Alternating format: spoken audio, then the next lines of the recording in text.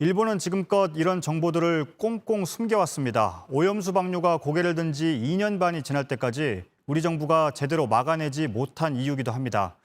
그런데 오늘 정의용 외교부 장관의 발언도 논란이 되고 있습니다. 국제원자력기구 IAEA의 기준에 맞다면 굳이 반대할 건 없다고 말했습니다.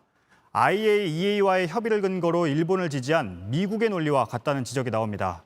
신진 기자입니다.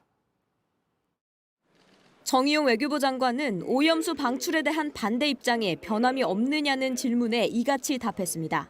반대를 한다기보다는 우리 국민들의 건강과 안전을 최우선으로 하면서 한 3가지 정도를 일본에게 줄기차게 일관되게 요청을 하고 있습니다. 충분한 과학적 근거와 정보 공유, 사전 협의, IAEA 검증 과정에서 한국 참여 보장 등을 전제 조건으로 들었습니다. 우리가 볼 때 IAEA 기준에 맞는 그 적합성 절차에 따라서 된다면 저희가 굳이 반대할 건 없다고 봅니다. 요구사항이 충족되면 받아들일 수 있다는 겁니다.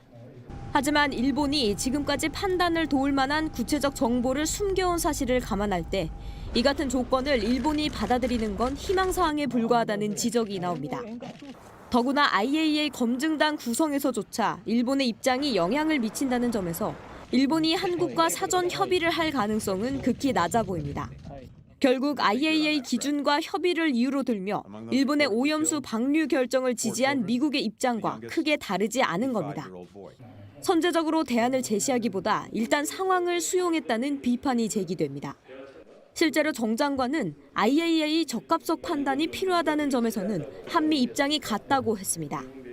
다만 미국의 발표 내용이 우리 정부 판단과 다른 부분이 많다며 미국 측에 우리 입장을 확실히 설명하고 이해를 구했다고 설명했습니다. 이런 가운데 일본 정부는 주한 일본 대사관 앞에서 항의 농성을 벌이는 우리나라 대학생들에 대해 강제 해산 등 적절한 대응을 요청했다고 가토 가스노부 일본 관방장관이 밝혔습니다. JTBC 신진입니다.